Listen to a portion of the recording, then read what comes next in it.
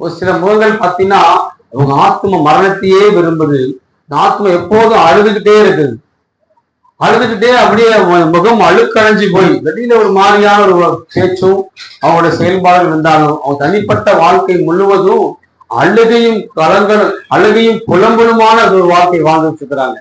ஆண்டு சொல்றாரு, அப்படிப்பட்ட சூழல் இருக்கக்கூடிய உங்களுடைய ஆத்மாவை ஆண்டவர் வரக்கூடிய நாட்களில உங்களை கத்தர் வாழ வைத்து உங்க அநேகருக்கு முன்பாக உங்களுக்கு கத்தர் சாட்சியா நிறுத்துவார். அல்லேலூயா, அல்லேலூயா. ஒரு சில நினைக்கிறீங்க, இந்த காரியம் இப்படி முடிஞ்சிருமோ ஆண்டவரே, இந்த காரியம் இந்த மாதிரி நடந்துருமோ ஆண்டவரே, இப்படி ஒரு மரணம் வந்துருமோ, இப்படி சூழ்ந்து நின்றுமோ, நான் தனிச்சு நிற்பனோ ஆண்டவரே, ஆகாரை போல வனாந்திரத்துல தனிச்சு நின்றோனோ பிள்ளைகளை வைத்துக்கிட்டு அப்படின்னு கூட சில ஆத்மா அப்படியே விரும்ப அப்படி ஆண்டை நோக்கி கேட்கறத நான் யாவும் உணர முடியும். ஆண்டர் சொல்றாரு, ஆகாரை வனாந்திரத்துல தேவன் பேசி ஆகாருக்கு வழியை உண்டாக்கின கர்த்தர் உங்க வாழ்க்கையிலேயே ஒரு வழியை உண்டாக்குவதற்கு அவர் போதுமானவராக இருக்கிறார்.